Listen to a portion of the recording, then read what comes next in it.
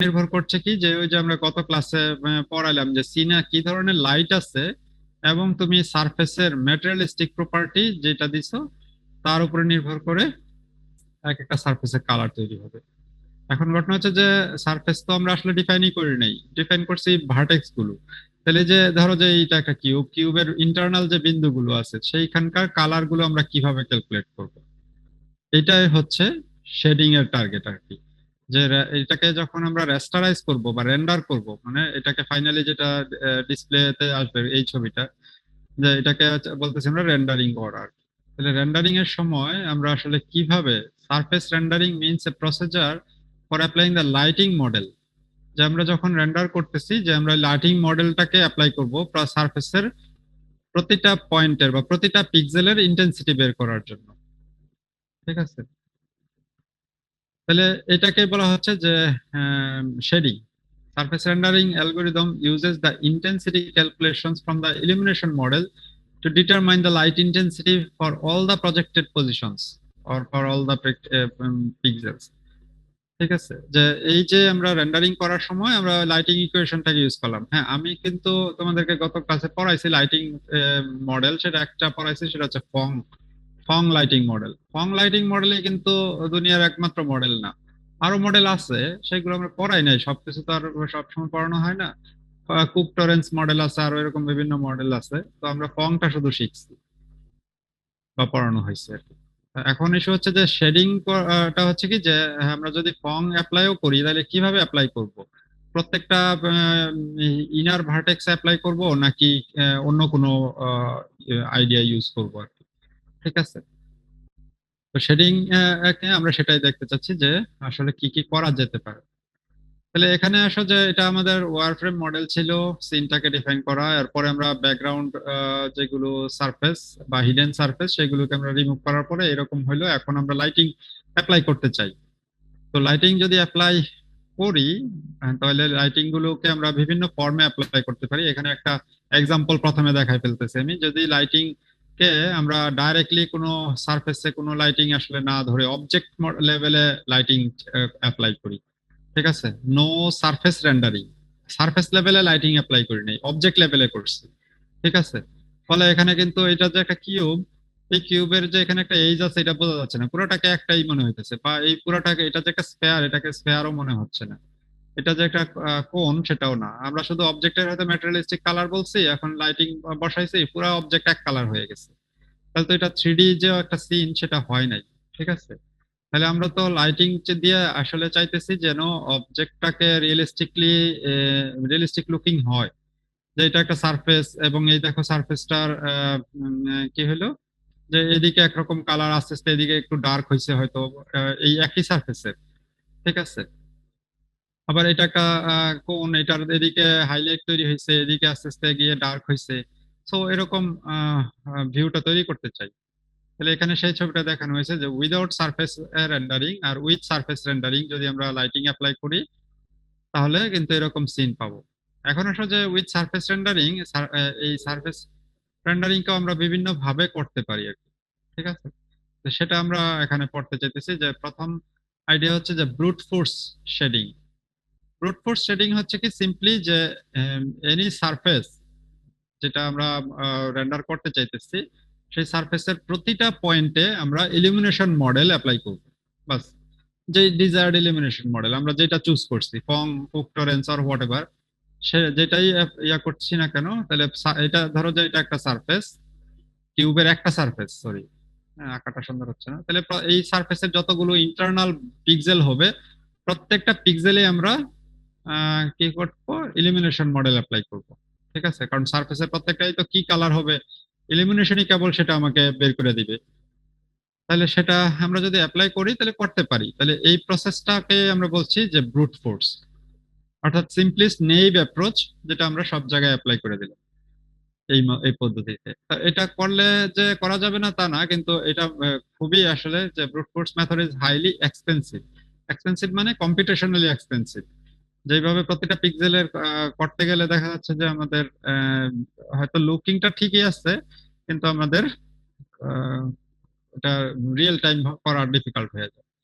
তো ফলে brute force ছাড়া তাহলে কোথায় যাওয়া যায়? ঠিক আছে।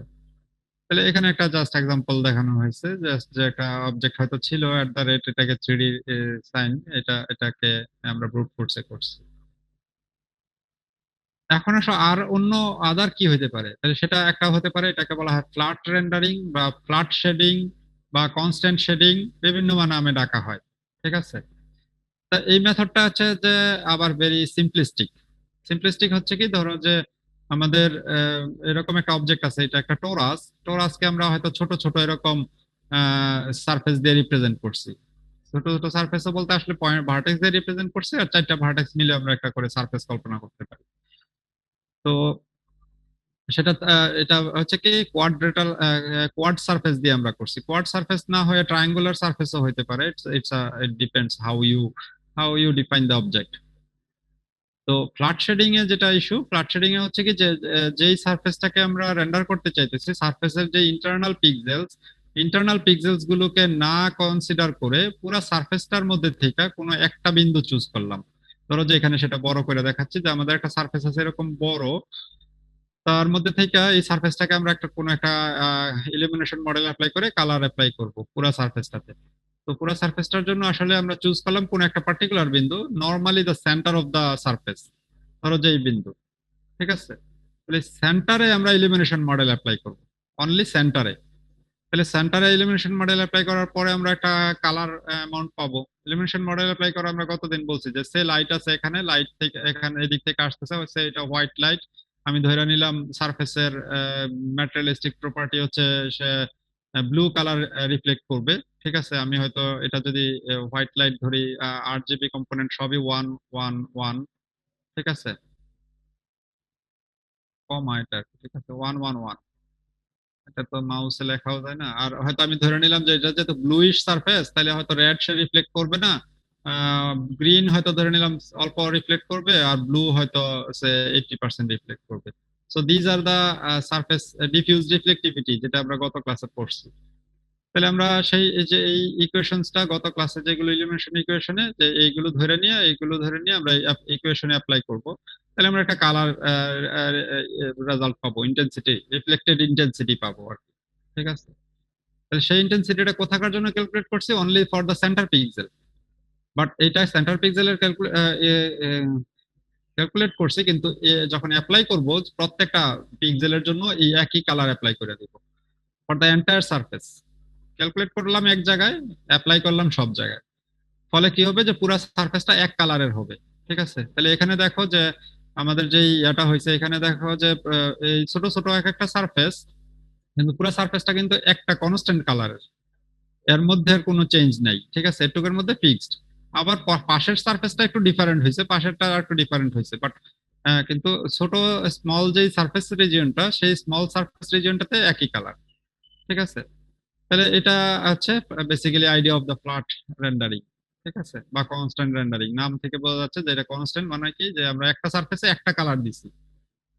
This is extremely fast but can be unrealistic. যে অনেক সময় এটা দ্রুত করা যায়, কারণ যতগুলো সারফেস মাত্র ততবার ইলিমিনেশন অ্যাপ্লাই করলেই হয়ে যায়। ঠিক আছে। কিন্তু এটা এই যে এই ছবিটাই যদি আমরা দেখি, যে এখানে দেখা যাচ্ছে যে আমরা একটা টোরাস নিছিলাম, এটা একটা সার্কুলার অবজেক্ট, কিন্তু এটা দেখা যাচ্ছে যে এখানে কিরকম খাজ খাজ দেখা যাচ্ছে। ঠিক আছে। এবং এখানে আরো যেটা এটা এই খাস খাস যে দেখা যাচ্ছে, এটাকে বলা হয় ফেসেটেড অ্যাপিয়ারেন্স। ফেসেট মানে আসলে সারফেস কে আবার ফেসেট বলা হয়, যে এখানে প্রতিটা ফেস কে আমরা আলাদা আলাদা যেন দেখতে পাচ্ছি। এবং এখানে আরো যেটা হয়, এটা ম্যাক ব্যান্ড ইফেক্ট বলে, যে যেখানে সারফেসের চেঞ্জেস গুলো হয়েছে ইন্টেন্সিটি, সেই ইন্টেন্সিটি গুলো বেশি আরো চোখে ধরা পড়ে।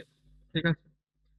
এবং আরেকটা আনরিয়েলিস্টিক ইস্যু যেটা হচ্ছে যে হাইলাইটস, ওই যেটা স্পেকুলার রিফ্লেকশন যেটা আমরা বলছিলাম, স্পেকুলার রিফ্লেকশনটা এখানে খুব বেশি ভালো হয় না। ঠিক আছে। যেটা ওই যে হাইলাইট মানে স্পেকুলার ইফেক্ট তৈরি হয়, সেই ইফেক্টটা দেখাই যায় না।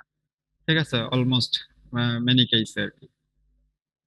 তো তাহলে এটা কি দরকার, এটা, হ্যাঁ, এটা যদি আমরা ইউজ করতে চাই উই ক্যান, যে ওকে, ইফ এইরকম সিচুয়েশন যদি হয়, ঠিক আছে, সেটা কি, যে অবজেক্টস কি বলে কনসিস্টস অফ প্ল্যানার ফেস। যে অবজেক্ট যেটা ডিফাইন করছি, অবজেক্টটা যদি অ্যাকচুয়ালি একটা প্ল্যানার অবজেক্ট হয়, প্ল্যানার মানে কার্ভ না আর কি, সমতল অবজেক্ট হয়, সেক্ষেত্রে এটা সুইটেবল হতে পারে। ঠিক আছে। অথবা তুমি যদি ধরে নাও যে লাইট সোর্স যে অনেক দূর থেকে আসতেছে, এটা যেহেতু প্লানার সারফেস এক, তাহলে আমাদের কি যদি লাইট সোর্স ফাইনাইট ডিস্টেন্সে থাকে তাহলে কিন্তু লাইট সোর্স এখান থেকে এখানে এই অ্যাঙ্গেলে ইনসিডেন্ট হচ্ছে লাইট, এখানে এই অ্যাঙ্গেলে ইনসিডেন্ট হচ্ছে। কিন্তু আমরা যদি ধরে নিই যে লাইট সোর্সটা directional, that is very far, তখন আসলে কি, তখন তো আমাদের এই সারফেসে সবগুলো একই অ্যাঙ্গেলে পড়বে লাইট। ঠিক আছে। তাহলে ওই ডিরেকশনাল লাইটের ক্ষেত্রে ইউ ক্যান ইউজ। ঠিক আছে। এন্ড ইভেন যদি তুমি ধরে নাও যে ভিউয়ার অনেক দূর থেকে দেখতেছে, ভিউয়ারের যে পজিশন সেটাও দেখা যাচ্ছে যে অনেক দূর থেকে সারফেসের রেসপেক্টে, তাহলে দেখা যাবে যে সেই যে স্পেকুলার ইফেক্টটা সে হয়তো খুব বেশি দেখতে পাবে না, ফলে কোনো সমস্যা হবে না। তাহলে এই এই যে ঘটনাগুলো যেখানে আছে সেখানে ইউ ক্যান ইউজ।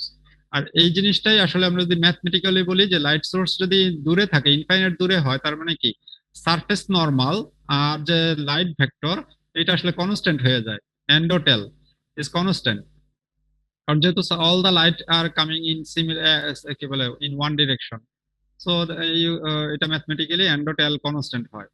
অথবা এন ডট ভি, ভিউ আর যদি ইনফিনিটি হয় তাহলে কি এন ডট ভিও কনস্ট্যান্ট হয়ে যায়। এবং আমরা যেটা বললাম যে সাবজেক্ট অবজেক্টটা নিজেই প্লানার, সমতল অবজেক্ট। ঠিক আছে। তার মানে কি যে পলিগনস যেটা রিপ্রেজেন্ট করতেছে আমাকে অবজেক্টটা, আমি তো স্মল পলিগন দিয়ে অবজেক্টটাকে রিপ্রেজেন্ট করছিলাম, সেই পলিগনটা অ্যাকচুয়ালি অ্যাকচুয়াল সারফেসকেই রিপ্রেজেন্ট করছে। অনলি দিস সিচুয়েশনে এটা আমরা ইউজ করতে পারি। অথবা আরেকটা সিচুয়েশনও হতে পারে যে পলিগনস আর অ্যাবাউট পিক্সেল সাইজ, যে পলিগন গুলো খুব ছোট, ঠিক আছে, অলমোস্ট একটা পিক্সেল সাইজে চলে আসতেছে, তখন এটা আমরা চাইলে অ্যাপ্লাই করতে পারি। ঠিক আছে। তো এখানে আরো একটা এক্সাম্পল আছে, আমি যদি আগের সিনটা দেখাই, যে এই যে নো সারফেস রেন্ডারিং, যেটা যে সারফেস রেন্ডারিং উইদাউট, আমরা যখন সারফেস রেন্ডারিং এ করছিলাম, আর যদি ফ্ল্যাট রেন্ডারিং অ্যাপ্লাই করি আমাদের ওই আগের ছবিটাতে, এখানে দেখো যে প্রত্যেকটা ইয়া কিন্তু আগের থেকে ভালো দেখা যাচ্ছে, কিন্তু প্রত্যেকটা সারফেসে এটা এক কালারের, এটা এক কালারের, এটা আরেক কালারের হয়েছে পুরো সারফেসটা। ঠিক আছে। বা এখানেও যদি দেখো যে এক একটা সারফেস এক কালারের হয়েছে, ফুল সারফেস, কিন্তু এটাকে এই যে কিউবটা কিন্তু মোটামুটি রিয়েলিস্টিকই লাগতেছে, কিন্তু স্ফেয়ার এটা কেন রিয়েলিস্টিক লাগতেছে, কারণ এটা কিউব, এটার সারফেস গুলো আসলেই প্লানার। ঠিক আছে। তো এক্ষেত্রে খুব বেশি সমস্যা হয়তো হচ্ছে না, কিন্তু এটা তো আসলে এইটা কোন এই সারফেসটা তো একটা কার্ভ সারফেস, বা এটা একটা কি স্ফেয়ার, এটাও একটা কার্ভ সারফেস, এখানে কিন্তু এরকম ফেসেটেড অ্যাপিয়ারেন্স তৈরি হচ্ছে। এখানে আরো কিছু এক্সাম্পল আর কি একই জিনিস, যদি আমরা এটা এটা হচ্ছে ওয়্যারফ্রেম মডেল, ওয়্যারফ্রেম মডেলের উপরে আমরা যদি কনস্ট্যান্ট শেডিং বা ফ্ল্যাট শেডিং করি, তাহলে দেখা যাবে যে এরকম এক একটা ফেস হয়তো স্পষ্ট দেখা যাচ্ছে আর কি, যখনই কার্ভ সারফেস হয় আর কি। তো এটাকে আমরা ওভারকাম করতে পারি কখন, যদি আমরা যদি just add lots and lots of polygons of smaller size, ছোট সাইজের পলিগন যদি ইউজ করি, যেটা যে বললাম যে যদি তোমার polygons are about a pixel size, polygon যদি ছোট নিয়ে আসি, পলিগন যদি ছোট করি তাহলে তো আমাদের আলটিমেটলি ওই যেটা ব্রুট ফোর্স মেথড তার কাছাকাছি আবার চলে যাচ্ছি। ঠিক আছে। তাহলে অবজেক্টকে যখন রিপ্রেজেন্ট করতেছি, তাহলে আমার অবজেক্টকে অনেক বেশি পলিগন দিয়ে রিপ্রেজেন্ট করছি। ঠিক আছে। সো এটা আলটিমেটলি গিয়ে সেই স্লো এর দিকেই চলে যায় আর কি। ঠিক আছে। যদি আমরা এই ফর্মে ফ্ল্যাট শেডিং অ্যাপ্লাই করব, কিন্তু অবজেক্টকে অনেক বেশি পলিগন দিয়ে রিপ্রেজেন্ট করব, করতে পারি, কিন্তু দেখা যাবে যে খুব বেশি কম্পিটিশনালি সুইটেবল হয় না আর। তাহলে অল্টারনেট আর কি আছে, এবারে অল্টারনেট। ও, এটা হচ্ছে সেই ম্যাকব্যান্ড ইফেক্ট। ম্যাকব্যান্ড ইফেক্ট হচ্ছে কি, যে তুমি যদি ধরো যে এটা একটা কালার, এটা একটা কালার, দুইটা ডিফারেন্ট কালার, এর মাঝে যেই বর্ডার লাইন ম্যাকব্যান্ডে যায়, সেখানে যদি ইন্টেন্সিটির চেঞ্জ হয় এই লেভেলে, কিন্তু হিউম্যান আসলে পারসিভ করে এই কালারে। ঠিক আছে। মানে সে আরো বেশি স্ট্রং মনে করে যে যে ইন্টেন্সিটির চেঞ্জটাকে আরো তার চোখে ধরা পড়ে বেশি, এটাকে বলা হয় ম্যাকব্যান্ড ইফেক্ট। ঠিক আছে। তাহলে এখানে সেটা হয় যে ফেসেটেড হইলে দেখা যায় এক কালার, দুইটা পাশাপাশি কালারই, কিন্তু তারপরেও এখানে তোমার চোখে মনে হইতেছে যেন এখানে আরো বেশি এজি। ঠিক আছে। তো এটা হয় আর কি কনস্ট্যান্ট শেডিং এর ক্ষেত্রে। এখন আসো যে তাহলে আমাদের হাতে আর কি হাতিয়ার আছে। সেকেন্ড ইয়াটাকে যেটা আমরা বলছি এটাকে বলা হয় ইন্টারপোলেটিভ শেডিং। তাহলে ইন্টারপোলেশন ইউজ করা হয়। ইন্টারপোলেশন কি, যে আমি একটা ইন্টেন্সিটি হোক বা বিভিন্ন অন্য ইনফরমেশনকে পাশার সাথে আমরা ডিস্ট্রিবিউট করে দিব। তো এখানে যেটা করা হয় বেসিক্যালি যে ক্যালকুলেট কালার এট ইচ ভার্টেক্স, এখানে এটা আমি কি বলে দুইটা মেথড ইউজ করা হয়, বা আদার মেথডস আছে আরো, আমরা দুইটাকে ইয়া করব। আমি যেটা প্রথমে বলবো সেটাকে আমি এখানে বলবো, সেটাতে চলে যাই ডাইরেক্ট, সেটা হচ্ছে গৌরাড শেডিং। গৌরাড এক ভদ্রলোকের নাম, যে তার ফুল নেম কি, হেনরি গৌরাড, 1970-তে সে একটা প্রপোজাল দেয়। সেটা মূলত ইন্টারপোলেটিভ শেডিং, কিন্তু এখানে কি জিনিস ইন্টারপোলেট হয়? ইন্টারপোলেট হয় ইন্টেন্সিটি, ইন্টেন্সিটি ইন্টারপোলেট করে, ঠিক আছে? তাহলে এখানে দেখানো হচ্ছে আর কি যে একটা ওই সেম সংখ্যক আমরা যদি কি বলে প্লেন দিয়ে একটা অবজেক্টকে রিপ্রেজেন্ট করি এবং তাকে কনস্ট্যান্ট শেডিং করি, তাহলে দেখা যাচ্ছে যে এরকম হয়। ইন্টারপোলেটিভ শেডিং করলে এটাকে কিন্তু অনেকটা স্মুথ আমরা দেখাইতে পারি, ঠিক আছে, ইউজিং ইন্টেন্সিটি ইন্টারপোলেশন, ঠিক আছে। এবং এই ইন্টেন্সিটি ইন্টারপোলেশন মেথড যেটা, এটা ওপেনজিএল আমরা যদি প্রোগ্রামিং ল্যাঙ্গুয়েজ বলি, সে সাপোর্ট করে। তার মধ্যে একটা ফাংশন আছে জিএল শেড মডেল, তার মধ্যে আমরা যদি প্যারামিটার দিই জিএল স্মুথ, তাহলে সে মূলত এই গৌরাড শেডিং অ্যাপ্লাই করে, এবং এক্ষেত্রে মাচ বেটার ইমেজ আমরা পেতে পারি। এখন আসলে হচ্ছে হাউ ইট ওয়ার্কস, এই গৌরাড শেডিং অ্যাকচুয়ালি কিভাবে কাজ করে, ঠিক আছে, আইডিয়াটা কি? তাহলে আইডিয়াটা হচ্ছে ভেরি সিম্পল, যে ধরো যে আমরা একটা এরকম ফেসেট বা স্মল পলিগন আমরা কালার করতে চাই। তাহলে ফার্স্ট কাজ হচ্ছে, 1 নম্বর স্টেপে বলতেছে যে এর যে ভার্টেক্স গুলো আছে, ভার্টেক্স গুলোতে ধরো 3টা কর্নার আছে, বা 4টা হলে 4টা, আমি এটা 3টা দিয়ে দেখাচ্ছি। সেই ভার্টেক্স গুলো আমরা নর্মাল, ভার্টেক্স নর্মাল ক্যালকুলেট করব। তো ধরলাম যে এটার নর্মাল এই জায়গায়, এটার নর্মাল এরকম এরকম আমরা সামহাউ ক্যালকুলেট করব। এখন পরে আসতেছি সেটা কিভাবে। ভার্টেক্স নর্মাল যখন ক্যালকুলেট হইলো, সেকেন্ড কাজ হচ্ছে যে apply an illumination model at each vertex. আমরা প্রতিটা ভার্টেক্সে, ওই যেটা আমরা কনস্ট্যান্টে করছিলাম কি, যে কোনো একটা পজিশন নিয়েছিলাম রাফ, জেনারেলি দ্য সেন্টার, সেটা না করে আমরা প্রত্যেকটা ভার্টেক্সের জন্য এবার ইলুমিনেশন মডেল অ্যাপ্লাই করব। এবং ইলুমিনেশন মডেল অ্যাপ্লাই করার মাধ্যমে আমরা প্রত্যেকটা ভার্টেক্সের কালার নির্ধারণ করে ফেললাম। সে আমরা এখানে বোঝার জন্য সে 3 জায়গায় 3টা কালার পাইছি, যে এই জায়গার কালার হচ্ছে ব্লু, এই জায়গার কালার হচ্ছে রেড, আর এই জায়গার কালার পাইলাম গ্রিন, হোয়াট এভার পাইলাম আর কি এরকম। এখন আসলে যে তাই যদি হয় 3 কোণার কালার এরকম হয় একটা অবজেক্টের, তাহলে মাঝের কালার গুলো কিভাবে আমরা ক্যালকুলেট করবো? তাহলে এইটাই হচ্ছে যে ইয়াতে আমরা গৌরাট কি করতেছে প্রপোজালে, যে ওকে তাহলে মাঝের কালার গুলো আমরা লিনিয়ারলি ইন্টারপোলেট করব। লিনিয়ার বাই লিনিয়ার না, জাস্ট সিম্পল লিনিয়ার ইন্টারপোলেশন, ঠিক আছে। এখন আসলে যে লিনিয়ারলি ইন্টারপোলেট করা মানে কি, যে এই জায়গায় যদি রেড থাকে, এই জায়গায় যদি ব্লু থাকে, এই লাইন বরাবর, তাহলে নিশ্চয়ই এদিকে আস্তে আস্তে রেড থেকে কমতে কমতে যাইতে থাকবে। এক সময় গিয়ে এটা রেড আর ব্লুর মিক্সচার হবে, এবং এক সময় সেটা পুরাটাই এদিকে ব্লু হবে। তাহলে এই দিকেও সেম, এদিকেও সেম, এবং এইভাবে মাঝের গুলো সবগুলোই হবে।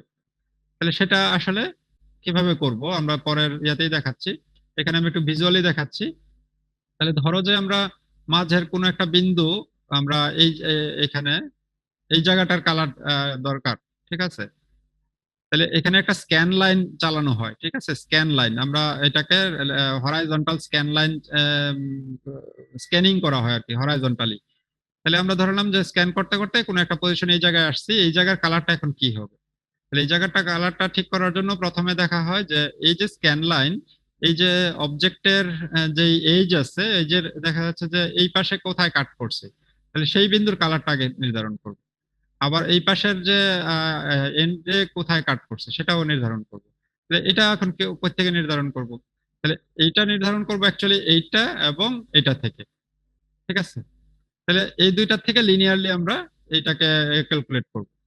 আবার এটা যেহেতু এই এজ কে কাট করতেছে, তাহলে এই এন্ড পয়েন্ট আর এই এন্ড পয়েন্টের থেকে আমরা লিনিয়ারলি ইন্টারপোলেট করলে এই কালারটা নির্ধারণ করব। আর এই কালারটা যার এটা যেহেতু পেয়ে গেছে, এরা যেহেতু একই লাইনে আছে, তাহলে একইভাবে আবার লিনিয়ারলি আমরা এই পয়েন্টের কালার নির্ধারণ করব। So this is the idea of Gouraud shading method. এবং এইভাবে আমরা পুরো অবজেক্টটাকেই এইভাবে স্ক্যান লাইন চালায় চালায় পুরো অবজেক্টটাকে আমরা কালারাইজ করব। So that's the idea, very simplest idea of Gouraud shading. Now come to how to calculate the vertex normal. তো নরমালি আমরা যখন অবজেক্ট ডিফাইন করি আর কি, ঠিক আছে, অবজেক্টকে তো ছোট ছোট সারফেস দিয়ে ডিফাইন করব। তো অবজেক্ট ডেফিনেশনের সময় আমরা ম্যানুয়ালি অবজেক্টের সারফেসের নর্মাল ডিফাইন করে দিতে পারি, অথবা আমরা ক্যালকুলেট করে নিতে পারি। আমরা যেহেতু জানি যে তিনটা ভার্টেক্স যদি জানি, তাহলে তিনটা ভার্টেক্স থেকে আমাদের ভেক্টর ইকুয়েশন যদি ক্যালকুলেট করি, যে এটা একটা ভেক্টর, এটা একটা ভেক্টর, তাহলে এই দুইটা ভেক্টরের যদি আবার ক্রস প্রোডাক্ট করি, তাহলে আমরা তার উপর লম্ব ভেক্টর পাবো। তাহলে এই একটা সারফেস যখন ভার্টেক্স দিয়ে ডিফাইন করি, ঠিক আছে, ধরো যে এই সারফেস আমরা নিলাম, তাহলে এই সারফেসের যে কোনো তিনটা আমরা ভার্টেক্স নিয়ে কিন্তু সারফেস নরমাল বের করতে পারবো। তাহলে এটা প্রত্যেকটা সারফেসের জন্যই পারবো। তাহলে সারফেস নরমাল গুলো যদি পেয়ে যাই, তাহলে ধরে নিলাম যে এখানে কি বলে চারটা সারফেস আছে। দেখো সারফেস গুলো এরকম যে একটু কার্ভি অবস্থায় আছে, কিন্তু এটা একটু ডাউন, এদিকে ডাউন, এদিকে ডাউন, এদিকে ডাউন, আর এই বিন্দুটা কিন্তু একটু উপরে। তাহলে আমাদের লাগবে ভার্টেক্স নরমাল। তাহলে আমাদের হাতে আছে সারফেস নরমাল। তাহলে আমাদের সে ধরে নিলাম যে এটা হচ্ছে একটা সারফেস নরমাল জানি n1, এটা হচ্ছে আরেকটা সারফেসের নরমাল n2, এটা n3, এটা n4। তাহলে এইরকম যে প্রত্যেকটা সারফেসের নরমাল যদি জানি, আর তাদের যে জয়েনিং ভার্টেক্স, এখন এটা হচ্ছে একটা ভার্টেক্স, এটার নরমালটা দরকার আমার, ঠিক আছে। তাহলে এটা এই এই ভার্টেক্সটা অ্যাকচুয়ালি আশেপাশে চারটা সারফেসকে শেয়ার করছে। তাহলে সবগুলো সারফেস নরমালকে আমরা যদি যোগ করে সারফেস নরমালের ম্যাগনিটিউড দিয়ে ভাগ করে দেই, তাহলে পেয়ে যাবো হচ্ছে ভার্টেক্স নরমাল। ঠিক আছে, ভেরি সিম্পল। ঠিক আছে, তার মানে এই ভার্টেক্স সারফেস নরমাল গুলোর এভারেজ আর কি, ঠিক আছে, আর কিছুই না। তাহলে এটাকে জেনারেলি যদি হয় যে চারটা না হয়ে পাঁচটা, ছয়টা, যতটাই হোক, তিনটা হোক, তাহলে ততটা হবে আর কি। তাহলে সেটাকে এখানে লেখা হয়েছে যে যদি vertex normal N V equals to হচ্ছে all the surface normals I equals to 1 to N, N সংখ্যক যদি হয় তাদের সবগুলোর সাম, ঠিক আছে, বাই হচ্ছে তাদের এটা হচ্ছে ভেক্টরের সাম কিন্তু, ঠিক আছে, ভেক্টর সাম, আর এটা হচ্ছে ভেক্টর সামের ম্যাগনিটিউড। ঠিক আছে, তাহলে এটা ইউনিটে কনভার্ট হয়ে যাবে আর কি, আর কিছুই না। এটা ম্যাগনিটিউড দিয়ে ভাগ করছি আর কি, বাস। তাহলে এইভাবে আমরা পেয়ে গেলাম হচ্ছে ভেক্টর, যেটা যে আমাদের এই স্টেজে যেটা ছিল যে নর্মাল ক্যালকুলেট করা। আর এখন আসলে যে এখানকার যে লিনিয়ারলি ইন্টারপোলেট করা, সেটাকেও আমি যদি একটু ক্লু দেই, সেই ক্লুটা হচ্ছে একটু আগে যেটা দেখালাম সেটাই। কিন্তু আসলে যে এই বিন্দুর কালার আমি জানি ইলুমিনেশন অ্যাপ্লাই করার ফলে, এই বিন্দুটাও জানি। এখন এই বিন্দুটা কিভাবে বের করব? তাহলে আসলে যে এই বিন্দুর কালার যদি রেড হয়, আর এই বিন্দুর কালার যদি হচ্ছে গ্রিন বা ব্লু হয়, তাহলে এইখানে এই পয়েন্টে এটা এই বিন্দুর কালারটা কি রকম হবে? Certainly it should be it is close two red. তাহলে আমরা এটাকে রেড এর মতনই কাছাকাছি হয়তো হবে। এদিকে আস্তে আস্তে এটা হয়তো ব্লু এর কাছাকাছি চলে আসবে। তাহলে এখন এটাকে কতটুকু রেড হবে, হাউ ক্যান ইউ ডিফাইন? তাহলে এটা লিনিয়ারলি ইন্টারপোলেট করা মানে কি, যে এদের মধ্যবর্তী যে দূরত্ব, দূরত্বের অনুপাত দিয়ে আমরা আসলে এটাকে ডিফাইন করি। যে এটা হচ্ছে যে সে এবার আসলে এই বিন্দুটা, তাহলে এই বিন্দুর যে দূরত্ব এখান থেকে আর এখান থেকে যে দূরত্ব, এই দুইটার অনুপাতের সাপেক্ষে আসলে এদের মধ্যে কালারের পরিমাণ কম বেশি হবে, তাই তো? তাহলে এখন দূরত্ব ক্যালকুলেট যদি এক্স্যাক্টলি না করে আমরা এটাকে একটু সিম্পলিফাই করে ফেলতে পারি, সেটা হচ্ছে যে আমরা এখান থেকে, ও সরি, এটাকে এরকম যদি আঁকি, তাহলে আমাদের অ্যাকচুয়ালি আসলে এই দূরত্বটা দরকার, কিন্তু আমি এই দূরত্বটুকু না নিয়ে আমি আসলে এই দূরত্বটুকু আমি একটু সিম্পলিফাই করার জন্য যে এই দূরত্ব এবং এখান থেকে এই দূরত্বটুকুর অনুপাত আকারেও কিন্তু লিখতে পারি। ঠিক আছে, তাহলে এখানে সেটাই দেখানো হচ্ছে যে সে আমরা i4, এই দ্যাট ইজ 4, এই পজিশনের ইন্টেন্সিটিটা জানা দরকার। তাহলে এই i4 সমান আসলে কি হচ্ছে, আমি লিখতেছি কি, দেখো যে আমি ওই 1 নম্বর পজিশনের সে ইন্টেন্সিটি জানি, সেটা হচ্ছে i1, আর এটার ইন্টেন্সিটি জানি, এটা হচ্ছে i2। ঠিক আছে, তাহলে আমরা এটাকে সিম্পল রাখার জন্য আমরা বলছি কি যে আমরা ডায়াগোনালি দূরত্বটুকু না নিয়ে রাদার ভার্টিক্যাল দূরত্বটুকু শুধু নিচ্ছি। ঠিক আছে, তাহলে সেই জন্য লিখছি কি যে y4 মাইনাস y2, তার মানে কি যে এখান থেকে এটার দূরত্ব, ঠিক আছে, এই দূরত্বটুকু, এই বড় দূরত্বটুকু বাই হচ্ছে টোটাল দূরত্বটুকু, এখানকার টোটাল যেই অংশটুকু, y1 মাইনাস y2, তার মানে এটার রেশিও, বড়টা টোটালটার মধ্যে কতটুকু আর ছোটটা টোটালটার মধ্যে কতটুকু। তাহলে সেইটার একটা রেশিও, আমরা দুইটা রেশিও বের করলাম, y4 minus y2 by y1 minus y2, আর হচ্ছে y1 minus y4 by y1 minus y2, এটা দুই জায়গায় সেম। এখন এটার সাথে মাল্টিপ্লাই করতেছে কোনটা, দেখো যে যেহেতু এই বড়টা অ্যাকচুয়ালি কি যখন i1 এর সাথে ইফেক্ট ফেলবে, i1 এর ইফেক্টটা বেশি হবে, যেহেতু এটা ক্লোজ টু বড়টা, তাহলে গুণ হবে i1 এর সাথে। ঠিক আছে, তাহলে আমরা অপোজিটটা, বড়টা বা না বলে অপোজিটটা আসলে হবে, ঠিক আছে, যেটা i1 এর সাইডে না, রাদার অপোজিট সাইডে, সেই অংশটা আই ওয়ানের সাথে গুণ হচ্ছে, আর যেটা আই ওয়ানের সাইডে সেটার সাথে ইন্টেন্সিটি গুণ হচ্ছে অপোজিট সাইডের ইন্টেন্সিটি। তাহলে এইভাবে আমরা I4 বের করতে পারি। একইভাবে তাহলে I5ও বের করতে পারি এবার 3 আর 2 এর মধ্যে থেকে। ঠিক আছে, তাহলে এবার যদি আমরা I5 বের করে ফেলি, তাহলে এখানকার ইন্টেন্সিটি আমরা বের করে ফেললাম যে I4, এটা হচ্ছে I5। তাহলে এখানকার এখন যদি হরাইজন্টালি আমরা স্ক্যান লাইন বলি, যে সেই প্রত্যেকটা বিন্দুই আমরা এখন বের করতে পারবো। তাহলে এবার হচ্ছে কি, যেহেতু আগেরটা ভার্টিক্যালি নিছি, তাহলে এটা হচ্ছে দেখা যাচ্ছে আর একই লাইনে আছে। তাহলে এটা আমরা ইয়াটা হচ্ছে হরাইজন্টাল, তার মানে এক্স এক্সিস এর দূরত্ব গুলো কাজে লাগবে। তাহলে আইপি যে কোনো একটা পজিশন, সেক্ষেত্রে লজিকটা আগের মতনই, জাস্ট সিম্পলি ওয়াই না ইউজ করে আমরা এটাকে ইউজ করতেছি তার এক্স এর ভ্যালু গুলো। সো এইভাবে আমরা কোনো একটা ইন্টারনাল পজিশনের কি ইন্টেন্সিটি বের করে ফেলতে পারবো। তাহলে এটা হচ্ছে সেই স্ক্যান লাইন চালানো হয় আর কি, অর্থাৎ এখান থেকে লেফট থেকে রাইটে আমরা স্ক্যান করতে থাকবো এক একটা পিক্সেল পজিশন, এবং এইভাবে প্রতিটা বিন্দুর আমরা ইন্টেন্সিটি বের করে ফেলবো। সো এখানে কি করছি আমরা, ইন্টেন্সিটিকে ইন্টারপোলেট করছি, ইন্টারপোলেট মানে বিস্তার করে দিচ্ছি, তাই না? সো এই জন্য গৌরাড মেথডকে ইন্টেন্সিটি ইন্টারপোলেশন মেথডও বলা হয়। এখানে একটা এক্সাম্পল আছে, সিম্পল এক্সাম্পল নিয়ে আসা হয়েছে, এটা একটা কোয়াডের সে আমরা সামহাউ ইলিমিনেশন অ্যাপ্লাই করার পরে, আমি কিন্তু ইলিমিনেশন ধরে নিচ্ছি যে অ্যাপ্লাই করে ফেলছি, পরীক্ষায় কিন্তু আমি দিব যে এখানকার ইলিমিনেশন আগে বের করো, তারপরে ইন্টারনাল একটা কিছু করো আর কি। তো ধরে নিলাম যে আমরা প্রতিটা কর্নার পয়েন্টে ইলিমিনেশন অ্যাপ্লাই করার পরে এই জায়গার ইন্টেন্সিটি পাইছি 0.2, এই জায়গার পাইছি 0.8, এই জায়গার পাইছি 1, এবং এই জায়গার পাইছি 0.6। এখন যদি তোমাকে বলি যে এই জায়গার ইন্টেন্সিটিটা কত হবে, so you should find out. তাহলে এই জায়গাটা বের করতে গেলে তোমার এটা বের করতে হবে, আর এটা বের করতে হবে। তাহলে এটা যদি 0.2 হয় আর এটা যদি 0.6 হয়, তাহলে এটা দেখা যাচ্ছে যে এখান থেকে আহ, এটা মাঝামাঝি পড়ছে, বা এটাকে 4 ইউনিট, এখানে আমরা ইউনিট গুলো হয়তো বইলা দিছি। ঠিক আছে, মানে এটার এক্সাক্ট পজিশনটা দরকার নাই, এখন রিলেটিভ পজিশন হলেই হয়ে যাচ্ছে। যে এটা থেকে 1 2 3 4 ইউনিট দূরে আছে, তাহলে এটা যদি 4 ইউনিট দূরে এটা ইয়া হয় 6 হয়, তাহলে এটা আসলে 0.11 করে বাড়ছে। ঠিক আছে, তাহলে এটা 0.3, এটা 0.4, এটা 0.5, এটা 0.6 হবে। তাহলে এই পাশের গুলো একইভাবে আসতেছে, এটাও তো 4 ইউনিট, তাহলে এটা 0.8, এটা 1, তাহলে এটা 0.25 করে বাড়ছে নিশ্চয়ই। ঠিক আছে, তাহলে এটা 0.85, এটা 0.1 করে বাড়ছে, এটা 0.05 করে বাড়ছে। ঠিক আছে, তাহলে এটা 0.85, এটা 0.9, এটা 0.95 এন্ড সো অন। এটা আমরা এখানে আর কইরা দেখাচ্ছি না, ইকুয়েশনটা তুমি অ্যাপ্লাই করলেই পেয়ে যাবে যে এই পজিশনটা। ঠিক আছে, এখন এটা 0.9, এটা হচ্ছে কত 0.4, তাহলে এই পজিশনটা তো বোঝা যাচ্ছে যে এটা 0.4 যদি হয়, তাহলে 1 2 3 4 5 6, তাহলে এটা আসলে কি 0.4 থেকে 0.6 এ যাইতে 6 ঘর ইয়া লাগছে, কিন্তু এটা মাঝখানে আছে এখন। তাহলে এটার মাঝামাঝি হবে, তাহলে 0.4 আর 0.9 এর মধ্যে ডিফারেন্স হচ্ছে 0.5, তাকে 6 দিয়ে ভাগ দিলে যত হয় তত এটার সাথে অ্যাড হয়ে যাবে আর কি আলটিমেটলি। তো it's up to you, how can you calculate. এখানে যদিও ক্যালকুলেট করে দেখানো হয় নাই মনে হয়, উপরেরটা শুধু দেখানো হয়েছে। ঠিক আছে,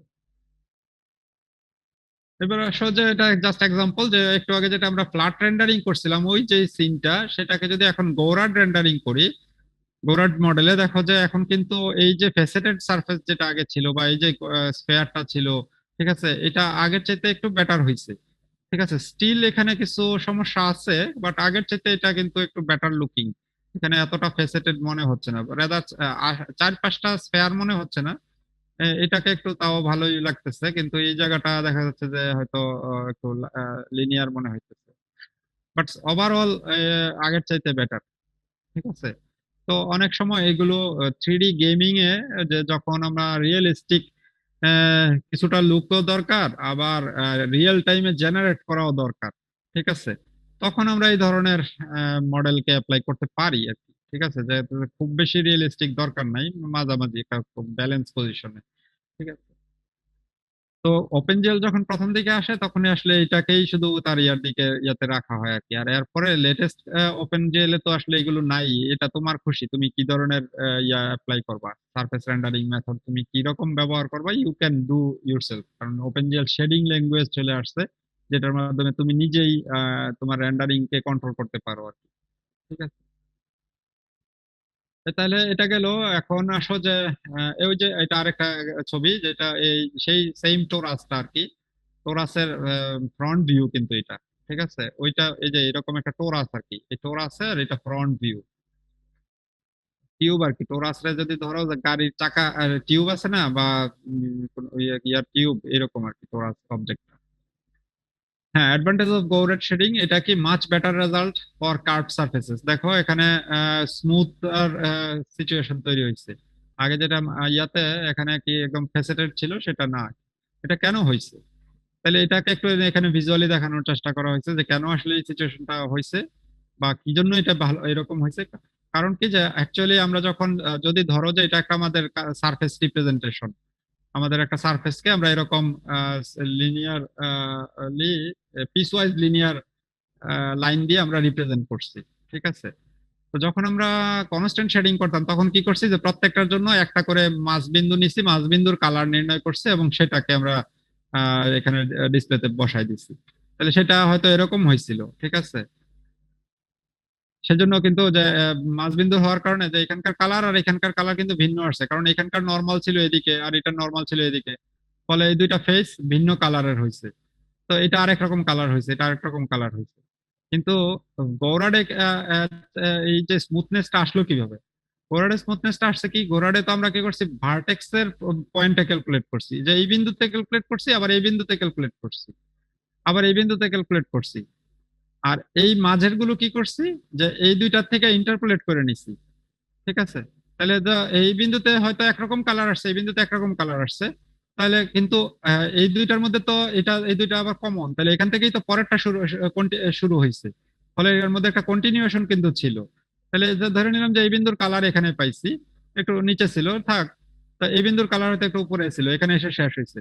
এবং ইন্টারপোলেট করার কারণে এটা কিন্তু লিনিয়ারলি গেছে। আর আগেরটা কিন্তু কনস্ট্যান্ট হরাইজন্টাল লাইন, যে এই সারফেসের আগা মাথা পুরোটা আমরা ফ্ল্যাট একটা কালার দিয়ে দিয়েছি।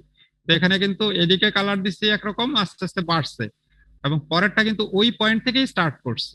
যেহেতু এই পয়েন্টের কালার আবার এই পয়েন্টের কালার এই দুইটা থেকে আমরা এখানকার ইন্টারপোলেট শুরু করছি, ফলে এখান থেকে বাড়ছে। ফলে এখানে কি হয়েছে যে একটা স্মুথনেস তৈরি হয়েছে সারফেসের যে চেঞ্জটা, সেটা কি বলে, কালার দিয়ে আমরা এমন ভাবে রিপ্রেজেন্ট করছি, সেটা দেখা যাচ্ছে যে স্মুথ ট্রানজিশন তৈরি হয়েছে আর কি। বাট স্টিল এখানে কিছু সমস্যা এখনো আছে। যদি এখানে দেখো যে এই যে হাইলাইট, এখানে তো বোঝাই যাচ্ছিল না, এখানে হাইলাইট কিছুটা দেখা যাচ্ছে, বাট হাইলাইটটা আসলে রিয়েলিস্টিক হয় নাই। রিয়েলিস্টিক হয় নাই কেন, যে হাইলাইটটা আমরা কোনো একটা বিন্দুতে ক্যালকুলেট করছি, ঠিক আছে, ভার্টেক্স এর পজিশনে হয়তো ক্যালকুলেট করছি, কিন্তু আমি যখন এই পাশের কালারের সাথে এটাকে হিসাব করতেছি, আমি কিন্তু হাইলাইটটাকে স্প্রেড করে দিছি, হাইলাইটটাও ইন্টারপোলেট হয়ে গেছে, ঠিক আছে।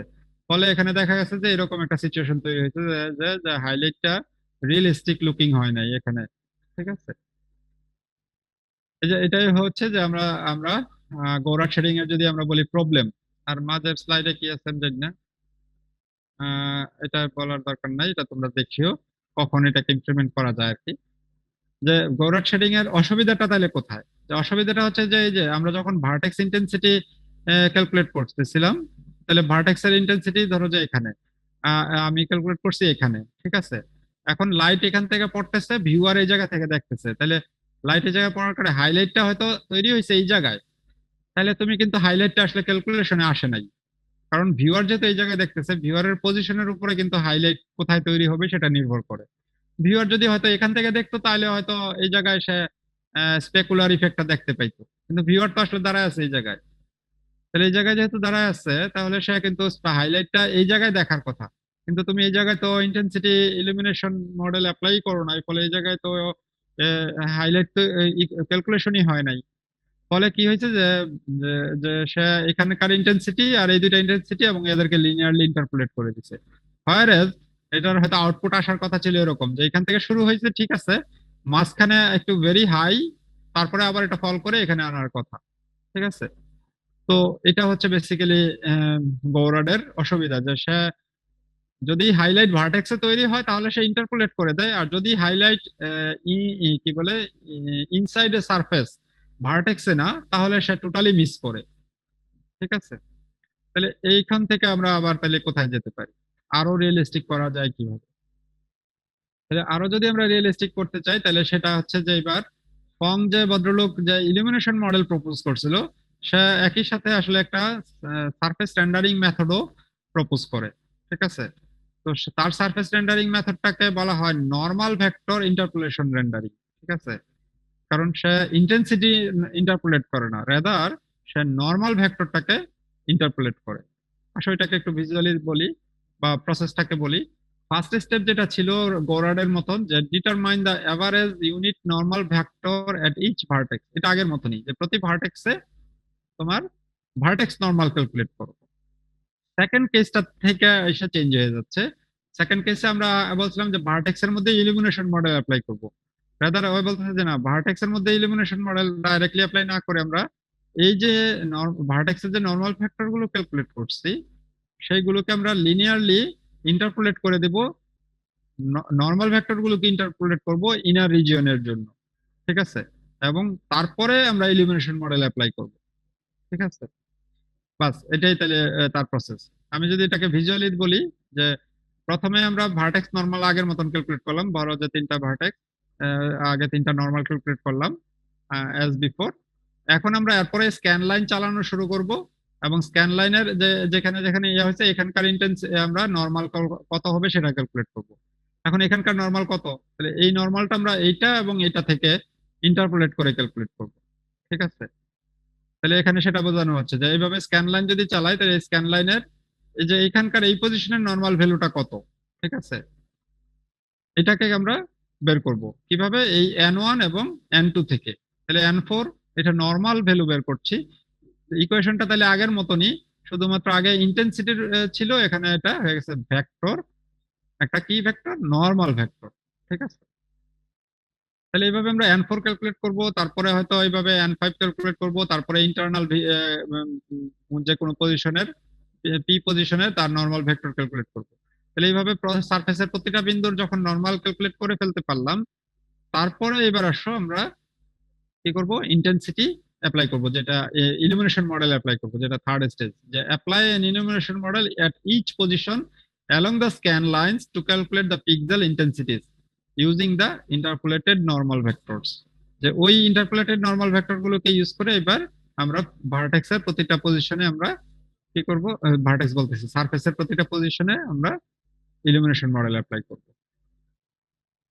তো এটা সারফেস নরমাল যেহেতু আসলে প্রতি জায়গায় ক্যালকুলেট করে প্রতি জায়গায় ইলুমিনেশন মডেল অ্যাপ্লাই করতেছে, এটা কাইন্ড অফ অনেকটা কিন্তু ব্রুট ফোর্স মেথডের মতন, শুধুমাত্র একটুখানি ফাস্টার বলা যায় যে এটার আমরা নরমাল ভেক্টরটা আমরা একটু ইন্টারপোলেট করে ক্যালকুলেট করছি, ঠিক আছে।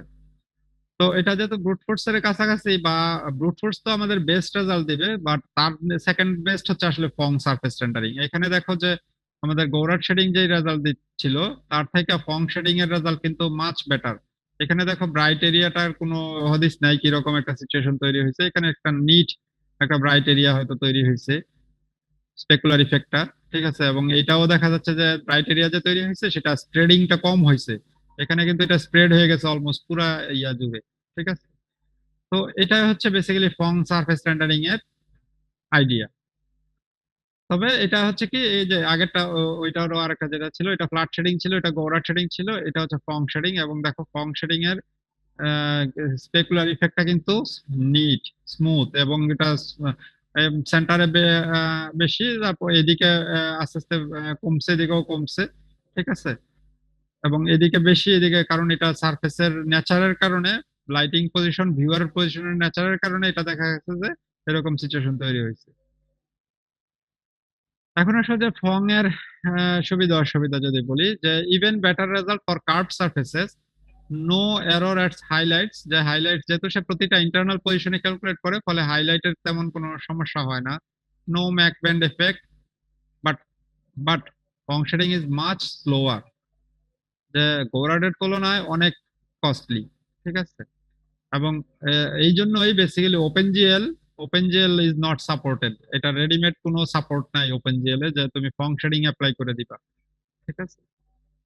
যেহেতু এটা ওপেন জিএল কে প্রথম দিকে আসে মূলত কি বলে রিয়েল রিয়েল টাইমে জেনারেট করার জন্য আর কি, তো তখন এটাকে আর রাখা হয়নি। আজকালকার ইয়াতে হয়তো করা যেত, কিন্তু তখন আর রাখে নাই আর কি।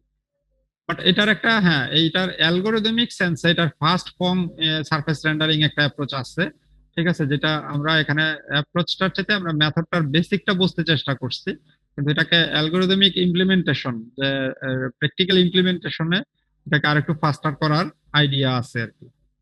ঠিক আছে।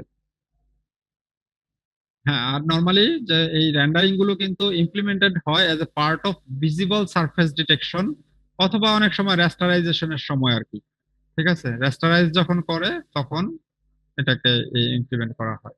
ঠিক আছে। এবার সব ফং এবং গৌরাডের সাথে যদি একটু তুলনা করি, এটাকে আমি একটু ভিজুয়াল দিয়ে দেখাই। অলরেডি আমরা গৌরাডের যে অসুবিধাটা ছিল সেটাকে সে ওভারকাম করে, সেটাই এখানে আসলে তার সুবিধা বা অসুবিধা। গৌরাডের অসুবিধা কি ছিল, যে যদি ধরো যে সারফেস হাইলাইটটা সারফেসের ইনার এরিয়াতে হয়, তাহলে গৌরাট কিন্তু এটা কমপ্লিটলি মিস করে, কিন্তু ফং সেটাকে করে না। আর সারফেসের ইয়াতে যদি কি বলে হাইলাইটটা ভার্টেক্স এরিয়াতে তৈরি হয়, তাহলে ফং সেটাকে স্প্রেড করে না। ঠিক আছে। হোয়ারাজ গৌরাট সেটাকে অনেক বেশি স্প্রেড করে ফেলে। ঠিক আছে, যে এইখানে এত হোয়াইট লাইট পড়ছে যে এটার ইফেক্টটা পুরো সারফেসের উপরে পড়ে যায়। এখানে কিন্তু সেটা কম পড়ছে, সারফেসের শুধু এই এরিয়াতে গিয়ে দেখা যাচ্ছে যে হয়তো আছে, আস্তে আস্তে পরে একদম তেমন একটা ইফেক্ট নাই। ঠিক আছে। তাহলে সেটাই, যে if highlight falls on a vertex, Gouraud shading will spread the highlight over the polygon, যে পুরো পলিগনের উপরে এটাকে, যেহেতু ইন্টেন্সিটি আমরা ইন্টারপোলেট করতেছি, এই কোণার ইন্টেন্সিটিও কিন্তু পুরো ওই কর্নার বা এই একটু পর্যন্ত ইফেক্ট ফেলছে। তো এটুকুই ছিল শেডিং এর অংশ। এখানে আমরা শেডিং এর সামারি আছে, শেডিংটা নিয়ে আমি আর আর কিছু বলবো না। তোমাদের কোনো জিজ্ঞাসা থাকলে বলতে পারো। আমি তারপরে আমরা পরের ক্লাস কি বলে পরের লেকচারের অল্প একটু আমরা ইয়া করবো আর কি, জানতে চেষ্টা করবো।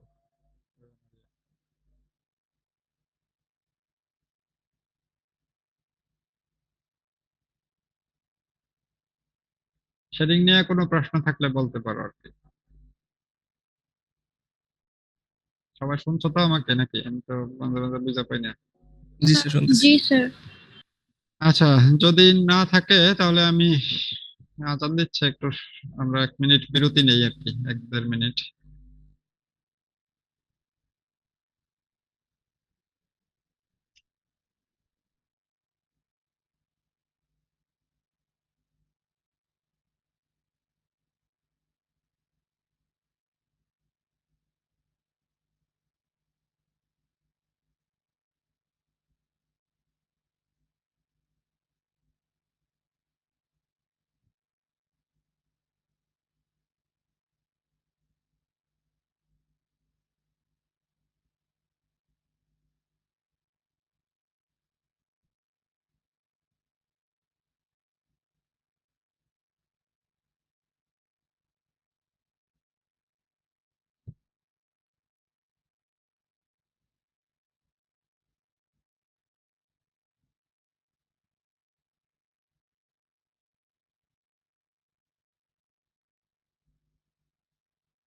ওকে, আমরা ফেরত আসি। আমরা আজকে রে ট্রেসিং এই আমার টপিকের দিক থেকে লাস্ট টপিক। তো রে ট্রেসিং আমরা শেষ করতে পারলে আমাদের শেষ হয়ে যাবে আশা করি। ঠিক আছে, আর বেশি কিছু করাবো না। তো আজকে রে ট্রেসিং এর একটু ইন্ট্রো আমরা দিয়ে রাখি, যেহেতু একটু সময় আছে। ঠিক আছে, আর অন্তত 10 মিনিট আমরা, 15 মিনিট, কয়টা বাজে অবশ্য এখন? তোমার ঘড়িতে 4:49। হ্যাঁ, তাহলে রে ট্রেসিং কি জিনিস সেটা একটু আমরা বুঝে রাখি আর কি। ঠিক আছে। রে ট্রেসিং, প্রথম কথা হচ্ছে আমরা যেটা ফং ইলিমিনেশন মডেল পড়ছিলাম তখন বলছিলাম যে আমরা এটা একটা local elimination model. Local elimination model কি ছিল, যে কোনো এক জায়গা থেকে লাইট আসতেছে, সারফেসে লাইট পড়তেছে, এবং সারফেসের ওই পয়েন্টের কালারটা শুধুমাত্র লাইটিং থেকে, লাইট সোর্স থেকে যে লাইট আসতেছে তার ইফেক্টটাকে আমরা কনসিডারেশনে যদি নেই, তখন সেটাকে বলতেছিলাম আমরা লোকাল। ইন্টার অবজেক্ট রিফ্লেকশনের মাধ্যমে যে লাইট তৈরি হয় সেই লাইটকে আমরা আর কনসিডার করি না। ঠিক আছে, যখন করি না তখনই সেটা লোকাল। এখন রে ট্রেসিং আসলে যেটা করে, রে ট্রেসিং অ্যাকচুয়ালি একটা গ্লোবাল ইলিমিনেশন মডেল। তার মানে সহজ কথা, যে এখান থেকে লাইট আসতেছে, লাইটের, ও সরি,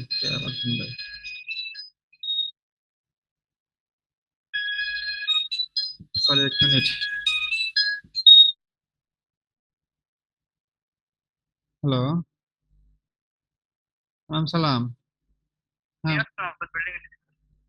বিল্ডিং এর নিচে আসছেন? আচ্ছা, আপনি 1 মিনিট একটু দাঁড়ান, দেখি আমার ঘরে কেউ আছে নাকি। আমি তো একটা ক্লাস নিচ্ছিলাম। 2 মিনিট দেখি, আমি দেখতেছি। আপনি একটু দরজার সামনে দাঁড়ান। হ্যাঁ হ্যাঁ, প্লিজ একটু অপেক্ষা করেন। হ্যাঁ,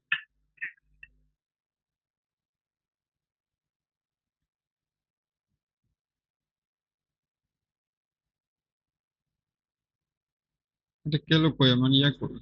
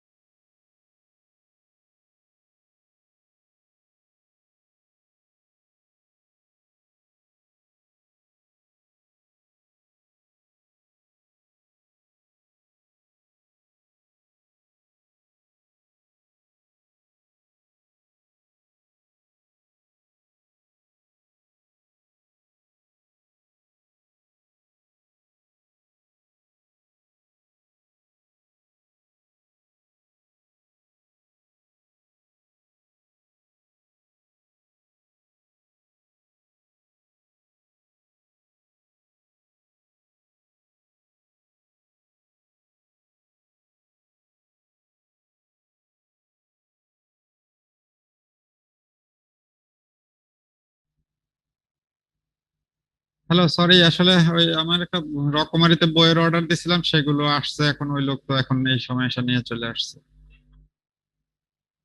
এনিওয়ে, দেখি আমি লোকজনদেরকে বলছি, ওরা নিতে চেষ্টা করবে।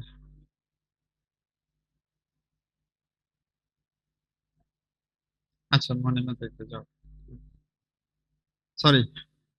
তাহলে আসলে যে রে ট্রেসিং, এটা অ্যাকচুয়ালি একটা গ্লোবাল অ্যানিমেশন মডেল। শুনতে পাচ্ছ? আমি তো মাইক অন করছি নাকি? তো মিউট করছিলাম। শুনতে পাচ্ছি স্যার। হ্যাঁ, শুনতে পাচ্ছ? আচ্ছা, ঠিক আছে। হ্যাঁ, এটাকে বলছে একটা গ্লোবাল ইলুমিনেশন মডেল, এবং এইটা actually at a time do many task. It it it do the shading. আমরা যে শেডিং প্রসেস বললাম, এই রে ট্রেসিং এর মাধ্যমে অ্যাকচুয়ালি আমরা শেডিং এর কাজ হয়ে যায়। রে ট্রেসিং এর মাধ্যমে শ্যাডো জেনারেশনের কাজ হয়। রে ট্রেসিং এর মাধ্যমে হিডেন সারফেস রিমুভালের কাজ হয়। রে ট্রেসিং এর মাধ্যমে প্রজেকশনের কাজ হয়। এবং রে ট্রেসিং এর মাধ্যমে স্ক্যান কনভার্সনের কাজও হয়ে যায়। তার মানে এটা একসাথে অনেক কাজ করে, এবং ফলে এটা কি বলে, স্লোয়ার।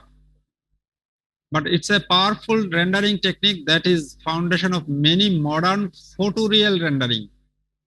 Photoreal rendering, ঠিক আছে? আমি তোমার একটা ছবি দেখাই তোমাদের আর কি। Can you see this picture? G sir. G sir. What do you think? Is it a real ছবি or a computer generated?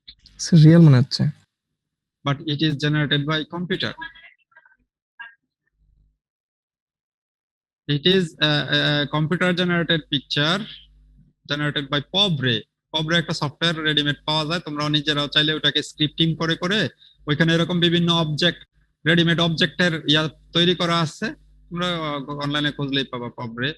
ঠিক আছে, যে একটা সিন বানানো যায়, সেটার মধ্যে তুমি এবার লাইটিং ইফেক্ট, যে লাইট এই জায়গায় বসাইছি, এই করছি, বসানোর পরে যে এবার রেন্ডার করো। তাহলে দেখো যে এই ছবিটা, এটা কিন্তু তুমি অ্যাজ এ হিউম্যান, তোমাকে যদি কেউ না বলে দেয়, তুমি কিন্তু বুঝতেই পারবে না যে এটা একটা কম্পিউটার জেনারেটেড ছবি। ঠিক আছে? বা এখানে আরো ছবি আছে, যে এখানে যে শ্যাডো জেনারেট তৈরি হইতেছে। ঠিক আছে, যে যে স্মুথ সারফেস, যে লাইটিং ইফেক্ট, ভেরি রিয়েলিস্টিক।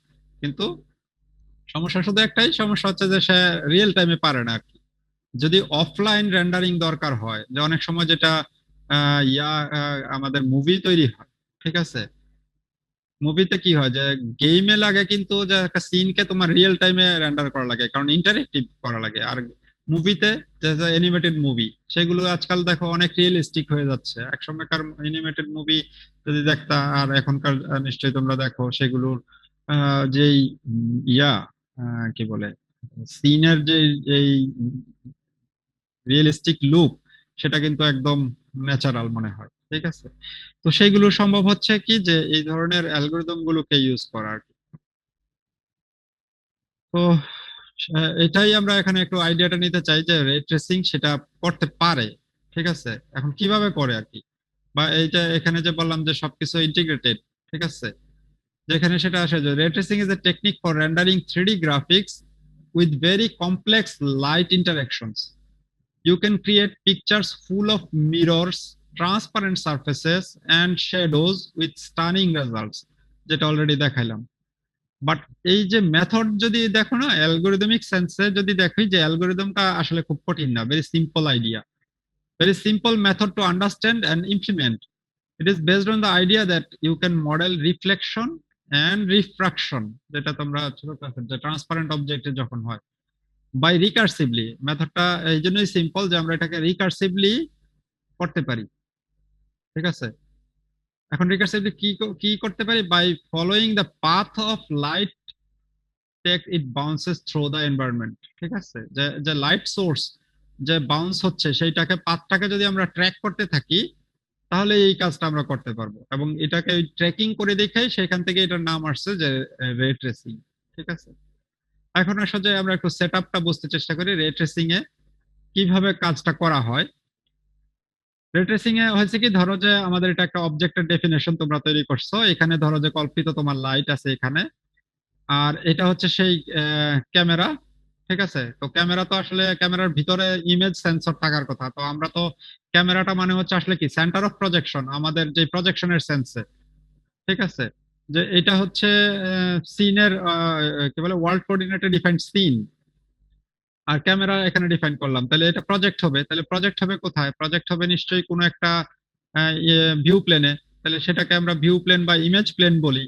তাহলে এই ইমেজ প্লেনে তো এটার ছবিটা তৈরি হবে 2D। এখানে যেটা দেখা যাচ্ছে এই যে শ্যাডো, তোমার এই কি বলে একটু শ্যাডো তো না, কি বলে একটু আহ, একটু কি বলে হালকা কালারে আসা হয়েছে। তাহলে এইটা হচ্ছে তার অবজেক্টটা তৈরি হয়। তাহলে এটাই কিন্তু এতদিন আমরা ম্যাথমেটিক্যালি বিভিন্ন ফর্মুলেশন করে যে প্রজেকশন করব এখানে এই সেই করে বিভিন্ন কিছু করছিলাম। ঠিক আছে? কিন্তু রে ট্রেসিং কিভাবে সবগুলোকে একসাথে ইন্টিগ্রেট করছে দেখো, যে সে এই যে এটা আমরা কি বলে ইমেজ প্লেন ডিফাইন করছিলাম, এখন ইমেজ প্লেনটারেও অ্যাকচুয়ালি সে এখানে দেখো আমরা ব্লকে ভাগ করতেছি। ব্লকটা হচ্ছে এক একটা পিক্সেল, তার মানে এটা রেস্টারাইজ করে ফেলা হয়েছে। যে ওকে, এই যদি ইমেজ প্লেনটা হয়, যে ইমেজ প্লেনের মধ্যে বা এটা যদি অ্যাকচুয়ালি ভিউ উইন্ডো তো কল্পনা করো, ঠিক আছে, তাহলে সেই ভিউ উইন্ডোটার মধ্যে অ্যাকচুয়ালি কতগুলো পিক্সেল থাকবে সেটাকেও আমরা কল্পনা করে ফেললাম। ঠিক আছে?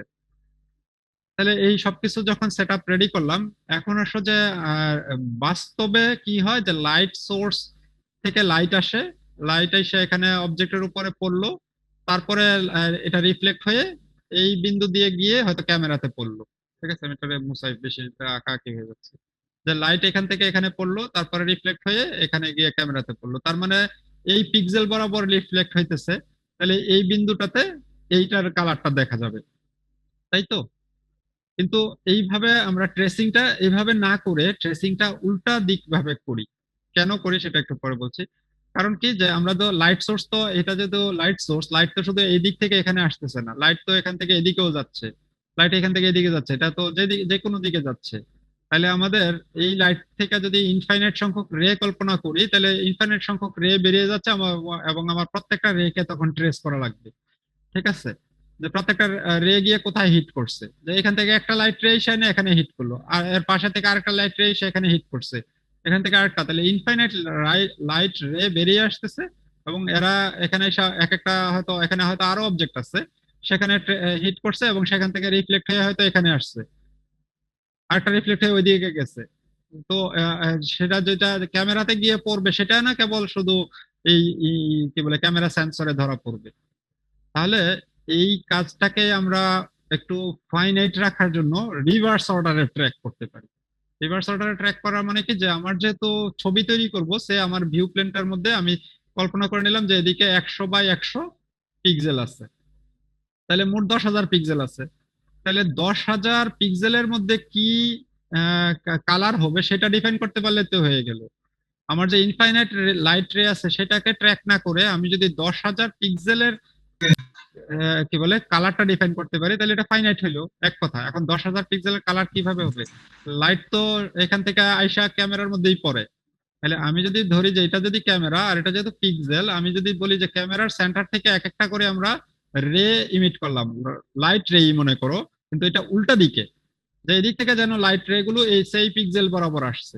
তাহলে এই লাইট রেটা আইসা এই পিক্সেল হইয়া সে এইখানে গিয়া অবজেক্টের এই জায়গায় কাট করতেছে, ঠিক আছে? তাহলে এই অবজেক্টের এই জায়গায় যেহেতু কাট করতেছে, হ্যাঁ এর মাঝে কিন্তু এই এটা লাইট রে, এটা কিন্তু ইনফাইনাইট লাইট রে, এটা পিছনে গিয়া এখানেও আরো কাউকে কাট করতে পারতো।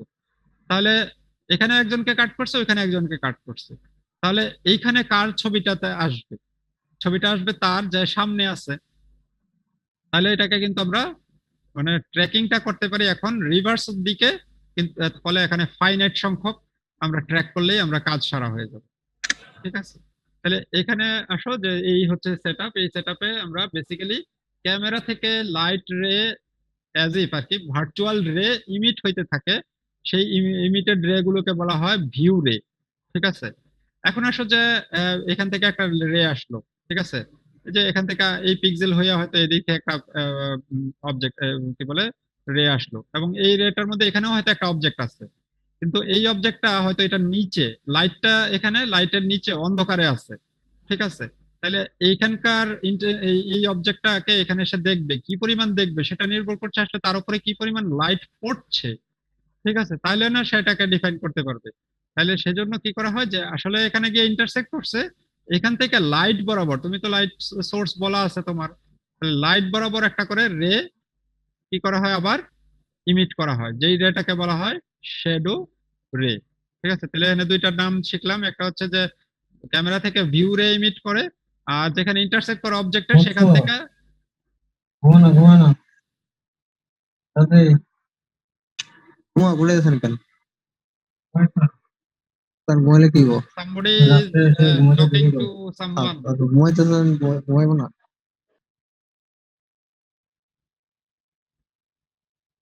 কে বলে কথা?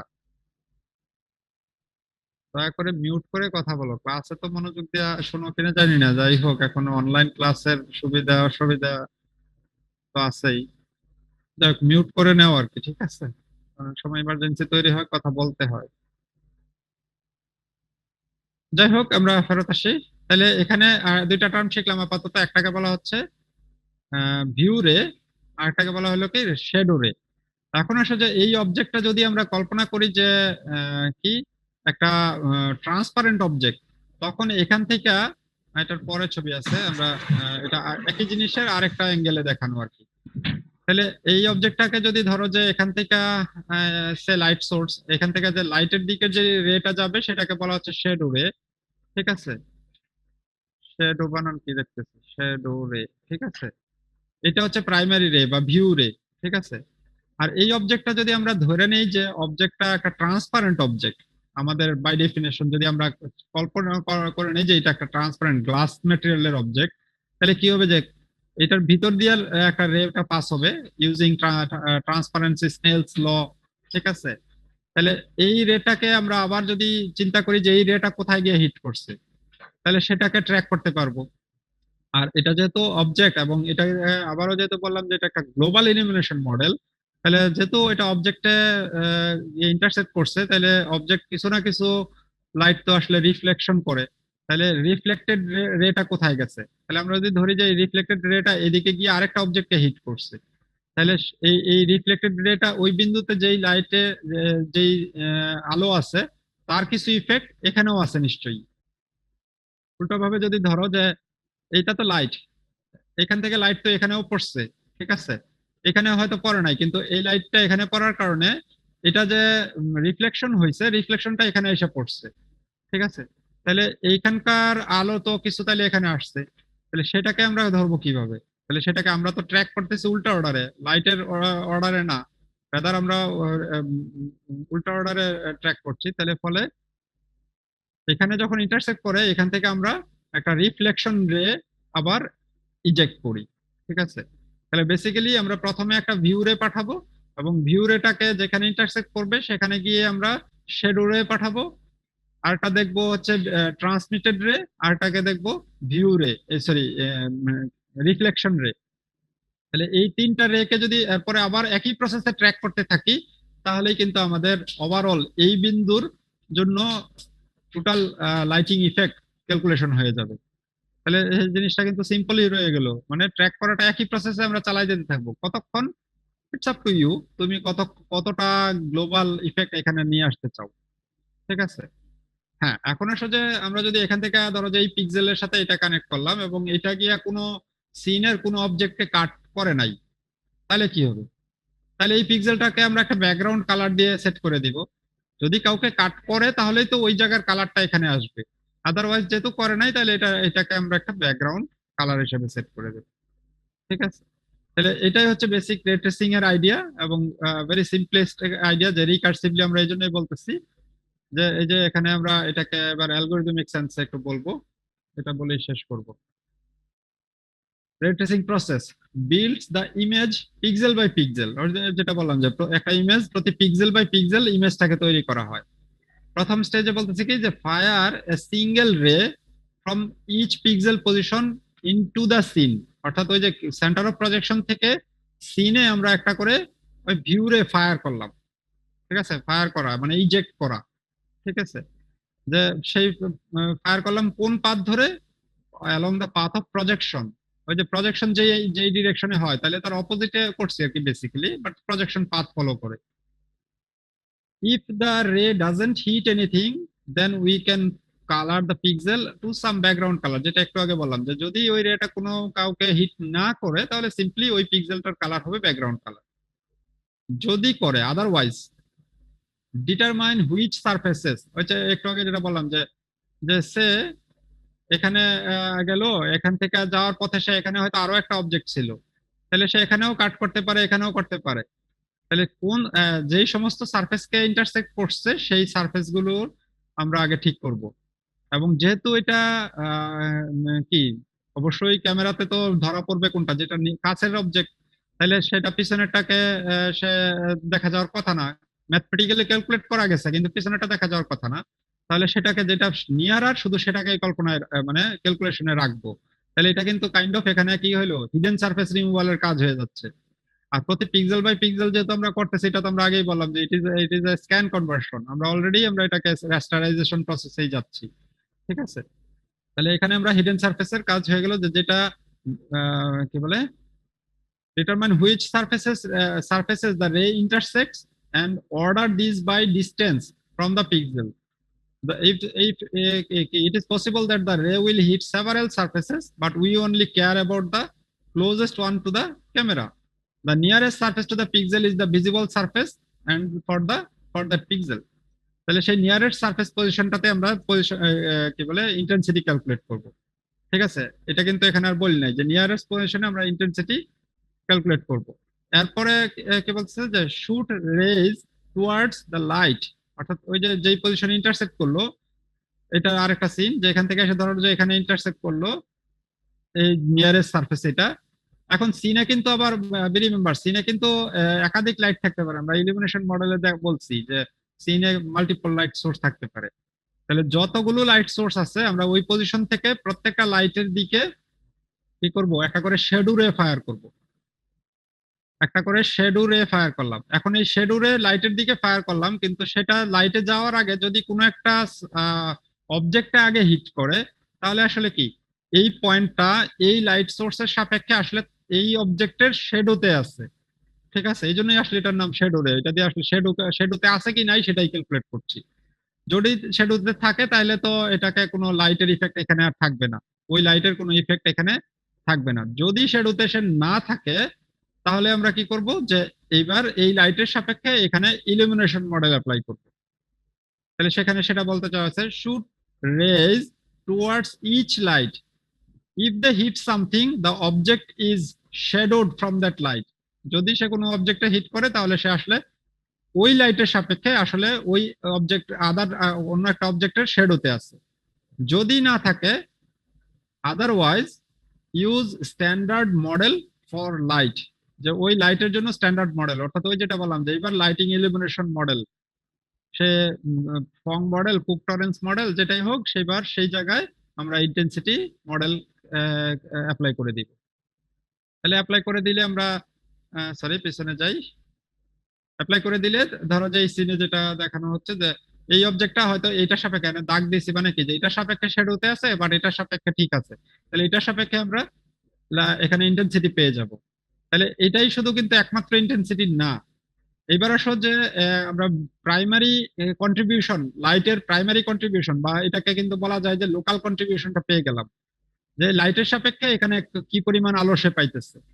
বাট আমাদের যেহেতু বলছি যে টোটাল গ্লোবাল ইন্টার অবজেক্ট রিফ্লেকশনও আমরা ক্যালকুলেট করব, তাহলে সেটা ক্যালকুলেট করার জন্য আমরা কি করছি যে এখান থেকে এবার একটা রিফ্লেক্টেড রে ইমিট করছি। রিফ্লেক্টেড রেটা কি, according to the specular reflection angle বা স্পেকুলার রিফ্লেকশন ডিরেকশন।